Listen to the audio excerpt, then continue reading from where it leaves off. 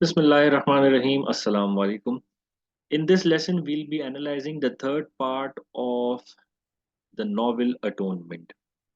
Okay, in the beginning of this part, in this chapter, Bryony notices a growing unease at the hospital where she works as people prepare for an influx of injured soldiers. On top of this nervousness is Bryony's anxiety about displeasing her supervising nurse, Sister Drummond. Bryony, a trainee nurse or probationer, has made several mistakes that she fears will attract the sister's anger. Excuse me. Another probationer was disciplined for revealing her name to an inquisitive patient in violation of a fundamental rule of nursing. So, Bryony's false testimony has altered not only Robbie's life but hers as well. The constant stress she experiences as a nurse, a job she has likely taken as a way of making amends for wronging Robbie, is not unlike the tormenting pressure Robbie experiences in the battle. These themes have to be guilt, class, lost innocence, and the unchangeable past. Whatever she has done, that past cannot be changed. Therefore, forever she'll have to live a life of guilt. So, nurses clean constantly, but they have little opportunity to guess about the reasons for their preparations. They are under constant supervision. When a friend and dorm mate of Bryony's, Fiona, complains about the food, she is made to finish her vegetables while a nurse watches. Fiona is from a well to do London neighborhood and has a father who works a high position in government. She and Bryony have in common their lack of prior medical experience. Becoming a nurse seems an unusual step for upper class young women like Fiona and Bryony, and the trying circumstances highlight the sacrifice that Bryony has made. Both of these high class girls are novices when it comes to living in the real world of bad food and deadly injury. The themes happen to be guilt, class, and lost innocence. Okay, so let us move on. So this,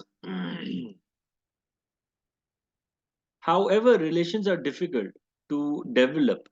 Bryony feels as though her only relationship is with the stern disciplinarian Sister Drummond, who imposes uncomfortable routines on the trainee nurses.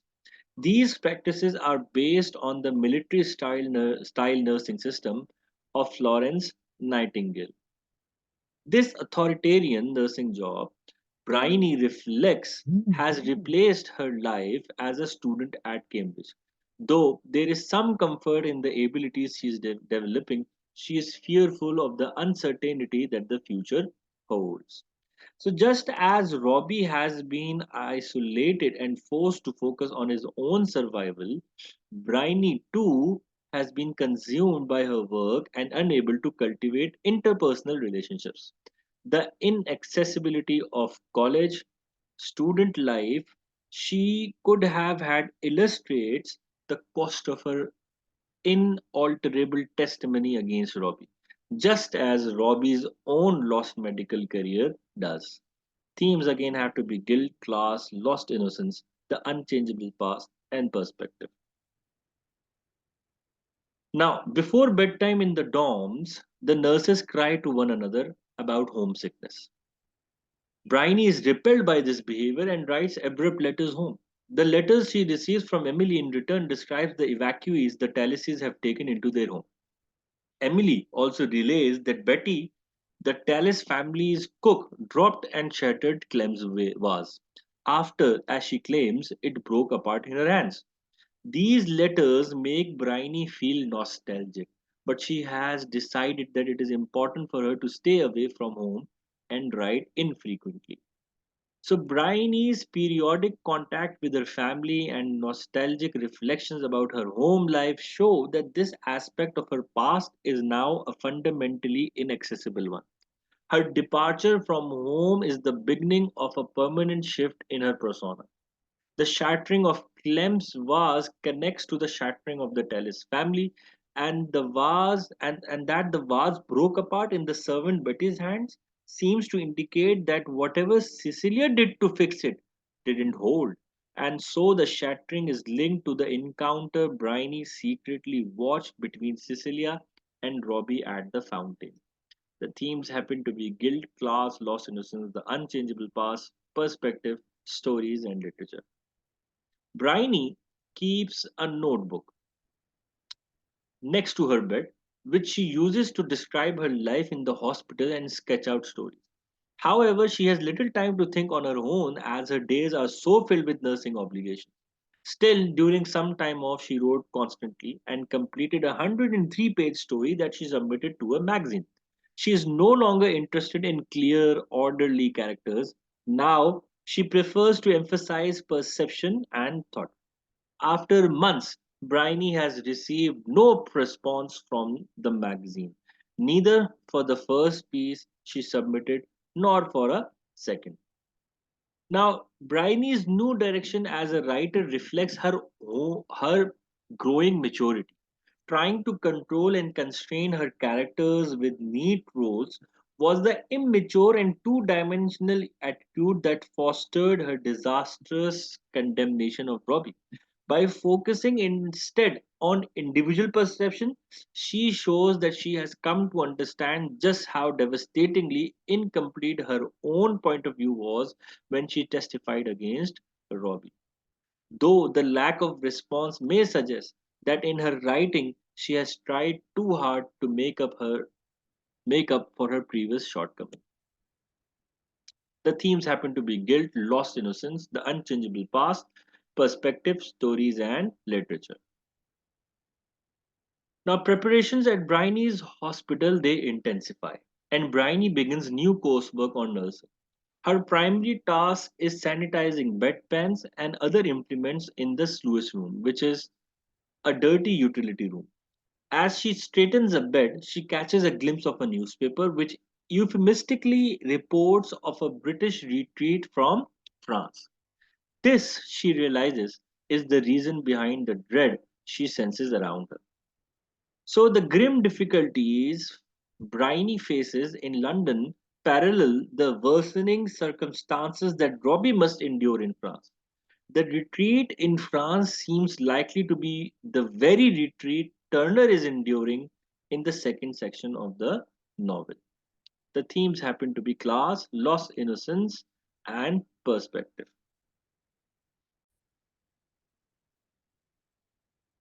Later on, a letter from Bryony's father reveals that Paul and Lola are to be married the following week.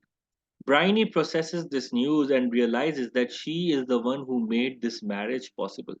Her guilt follows her as she performs her nursing duties that day. On a break, she tries to call her father from a phone booth but cannot get a connection.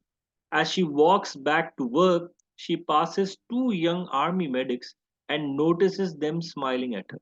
She looks away from them and feels guilty for not meeting their eyes.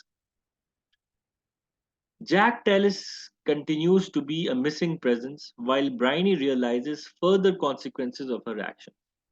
How Paul and Lola go from rapist victim to husband wife is never explained, but it seems likely that there is some deep pragmatism involved.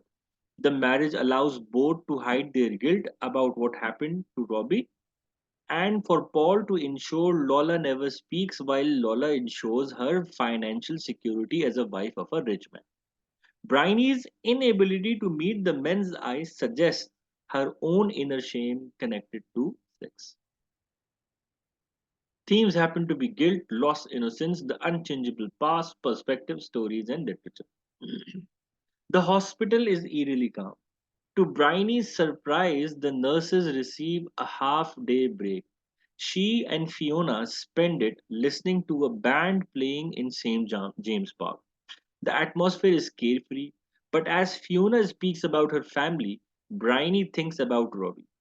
If he is killed in combat, her false testimony will have contributed to the permanent separation of Robbie and Cecilia. Compared to Fiona's guiltless life, Bryony feels confined and tainted.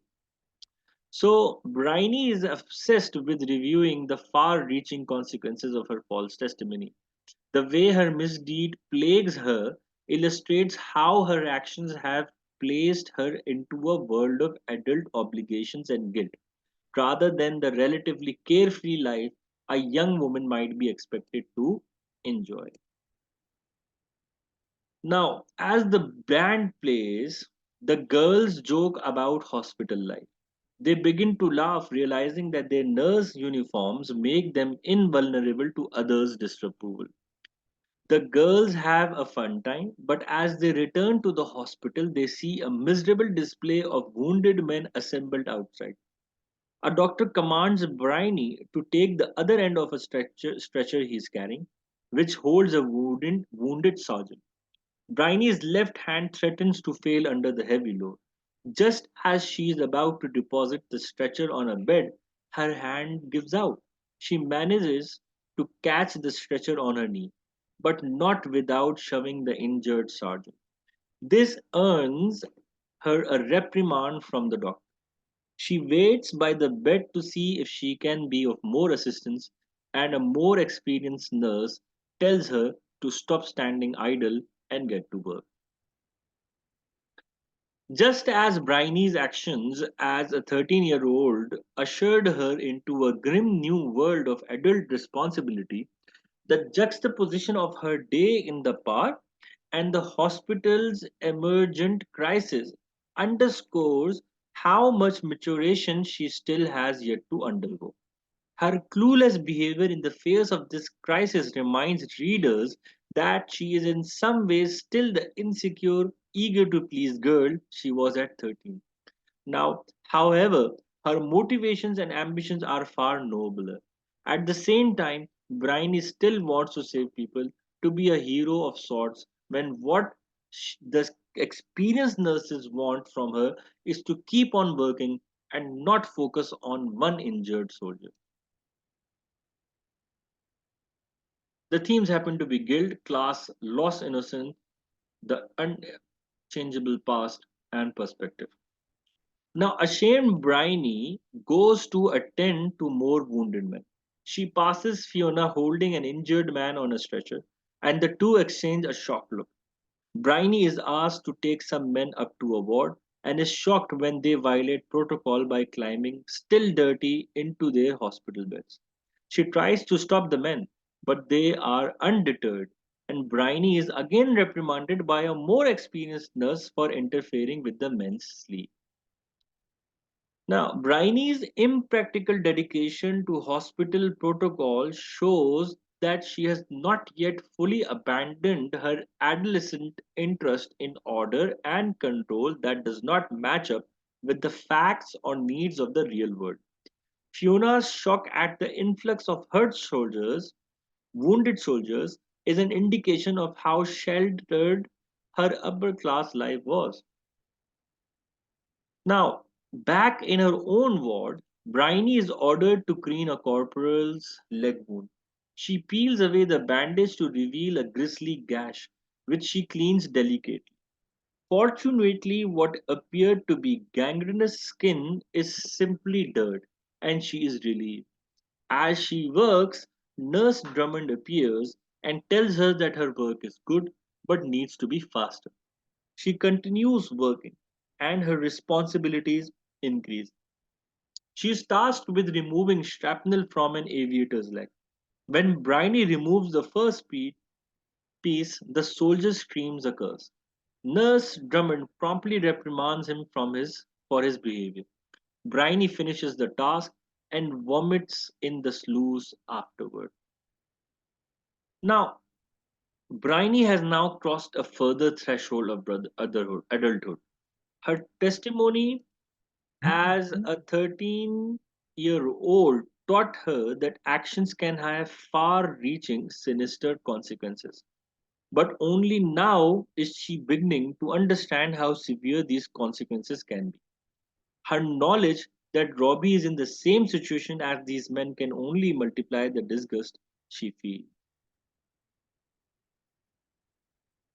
Themes happen to be guilt, lost innocence, the unchangeable past, and perspective. As Bryony tends to more and more injuries, including men who die shortly thereafter, she begins to realize that the human body is a fragile material thing.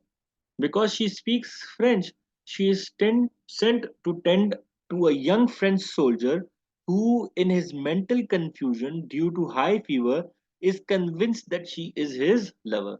He tells her about his family in Milau, and when he asks her to adjust his bandage, she sees that half of his skull is gone. They talk more, and the soldier asks if she loves him. Yes, she replies, just before the soldier dies. Bryony tells him her first name in violation of rule of nursing. Now, Bryony's willingness to bend the rules of nursing to comfort a dying soldier demonstrates how much the past hours of work have matured her. Instead of sticking to order and protocol, she has begun to understand that soldiers' well being is paramount. In telling the soldier she loves him, she is creating a story using fiction to comfort him. It is worth it to note that the soldier's devotion to his French girlfriend is reminiscent of Robbie's love for Cecilia. The themes happen to be guilt, lost innocence, the unchangeable past, and perspective. At 4:30 p.m., a.m., the probationers are permitted to sleep. Bryony reads a letter she has received. It is a rejection letter from the magazine, but it contains supportive input on her story. Bryony's story, Two Figures by a Mountain, details the encounter between Cecilia and Robbie that she witnessed as a 13-year-old. The editor's advice is strangely prophetic, and the letter asks whether the young girl's misunderstanding of the encounter might have disastrous consequences for the two lovers. The magazine's encouraging rejection letter is a symbol that Bryony has matured significantly, but still has a long way to go before she is fully ready to confront the significance of her actions as a 13-year-old.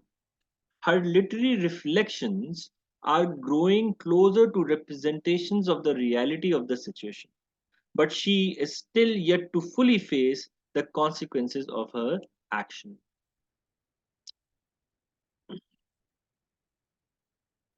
Bryony spends the following days in a rigorous spiral of hospital labor. She fears a German invasion. Everything around her looks different. Her perspective has been altered by a sense of an impending conclusion of some portion of her life. The wounded and dying men begin to blend together in Bryony's recollection. Bryony's perspective has been irreversibly changed by the suffering she has seen in the past days. She will never be able to return to the naive perspective she held only a few days before when she laughed in the park with Fiona. The themes happen to be guilt, lost innocence, the unchangeable past, and perspective. One Saturday, Bryony leaves the hospital and begins a long walk towards Clapham Common. She feels out of place in her nurse's uniform, isolated from her peers. She walks past citizens preparing to be evacuated to the countryside and assumes they too are preoccupied about the threat of German invasion. Bryony reaches the common and finds a stately brick barn with a Rolls Royce parked outside. She enters. It is Paul and Lola's small private wedding ceremony. Bryony feels that she does not belong there. This marriage is the traditional happy ending in the novel, and Bryony knows it is far from happy. She is no longer comfortable in the situations that would have seemed normal to her when she wrote The Trials of Arabella with its misfortunes leading to, to marriage. Now she knows the messier, often terrible losses and mistakes that make up life. She has left behind the negative characteristics of her youth, but also lost an innocent past that she will never be able to recreate. The themes happen to be class, lost innocence, the unchangeable past, and the perspective. Bryony sees Paul and Lola at the altar and remembers seeing young vulnerable Lola with the injuries she suffered at Paul's. By casting blame on Robbie, Bryony has allowed Lola to marry the man who raped her.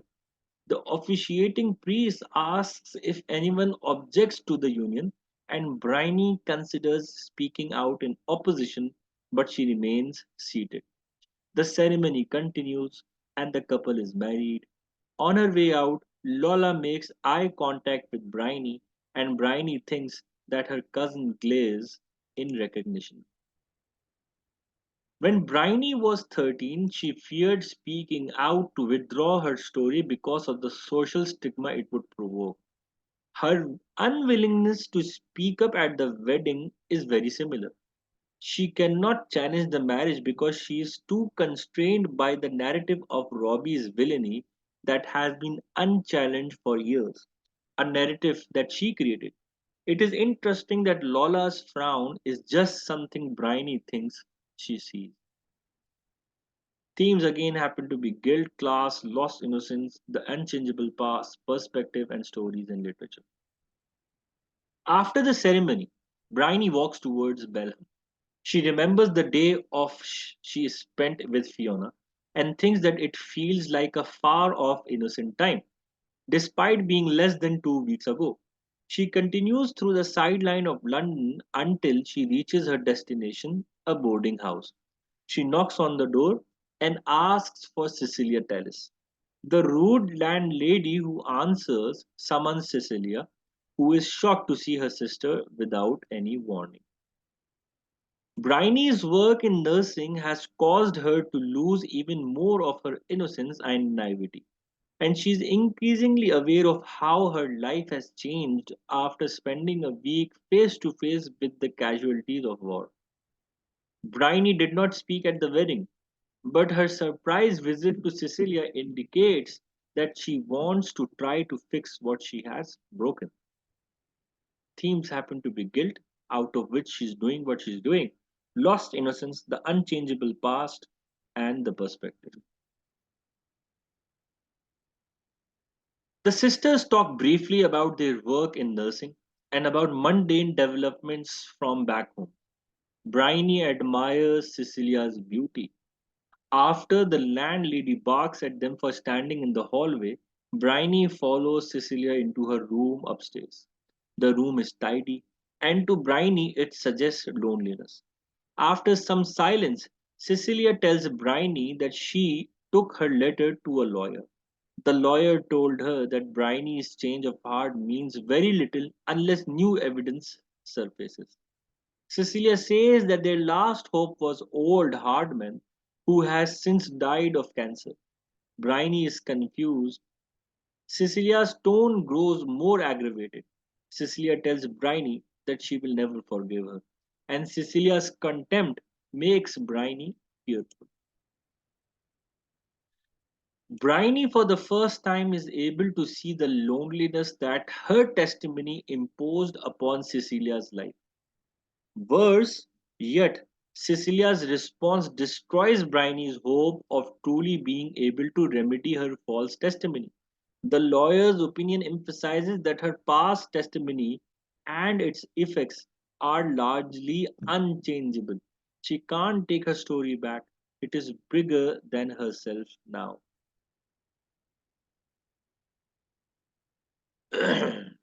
Themes happen to be guilt, lost innocence, the unchangeable past, and perspective. After more back and forth between the sisters, Robbie appears from the bedroom. He is fatigued and dressed in military uniform. Though he ignores Bryony completely, Bryony is reassured to see that he has not been killed.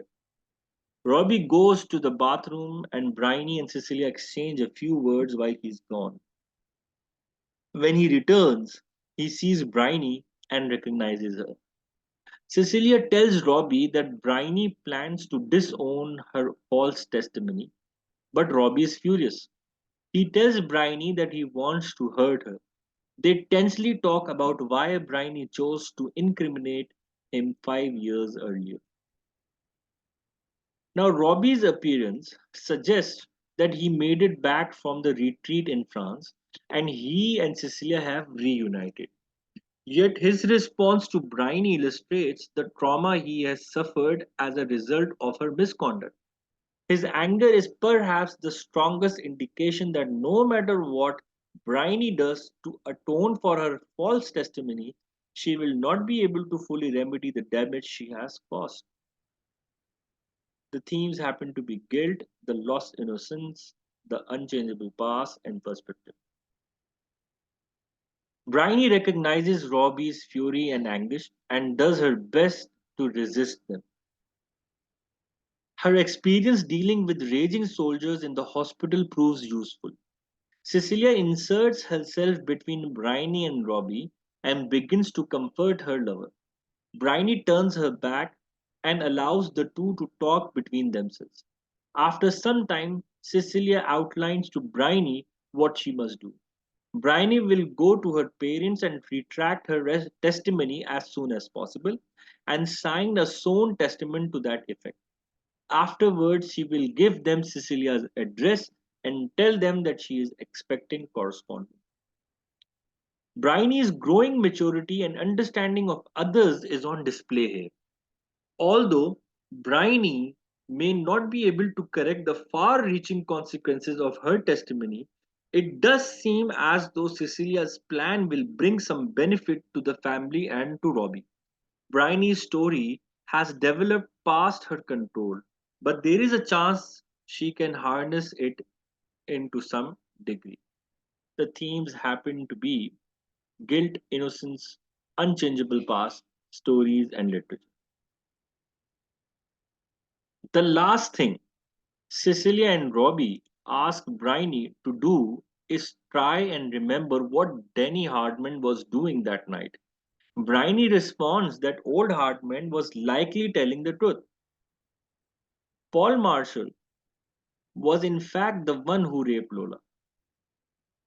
After Robbie and Cecilia express some doubt, Bryony reveals that she has just come from their wedding. Robbie remarks that he wants to find and kill Paul. Cecilia and Robbie seem completely drained after this news, and Bryony prepares to leave. On her way out, she hears Robbie saying that he owes an apology to Abel Seaman Hardman. The unfounded suspicions to Cecilia and Robbie, the unfounded suspicions Cecilia and Robbie held towards Denny Hardman illustrate just how easy it is for anyone to craft a biased narrative of their own that disregards fact. Bryony blamed Robbie because it fit with her preconceived notions. Cecilia and Robbie did the same to Danny Harmon. Paul's high social class likely shielded him from suspicion. Robbie feels a guilt towards Hardman that is not so different, though certainly not as great as Bryony's guilt towards Robbie. The themes happen to be guilt, class, lost innocence, the unchangeable past, perspective, stories, and literature. Cecilia and Robbie walk Bryony to the Bulham tube station, which will soon be destroyed in a bombing raid on London. As they are about to part ways, Bryony apologizes for what she has done. Robbie tells her simply to do what she has been asked to do. Bryony heads into the subway and she feels comforted that Cecilia's love for Robbie has not been destroyed. After taking care of the letter to her parents and her formal statement, she understands that she will need to begin an atonement. The chapter ends with the signature BT, meaning Bryony Tellis, London, 1999. So, after confronting firsthand the harms that she has caused, Bryony now has a better understanding of what she must do to begin her atonement. And at least she has a path toward that atonement because her actions did not put a permanent end to the love of Cecilia and Robbie. The signature at the end of the book reveals that the entire narrative was written by Bryony herself many years in the future. This illustrates the impressive degree to which her ability to empathize with others' perspectives has improved.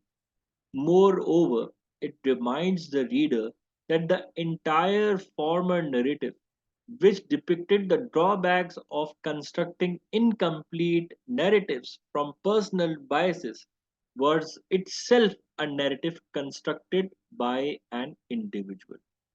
The themes happen to be guilt, lost innocence, the unchangeable past, perspective, stories, and literature.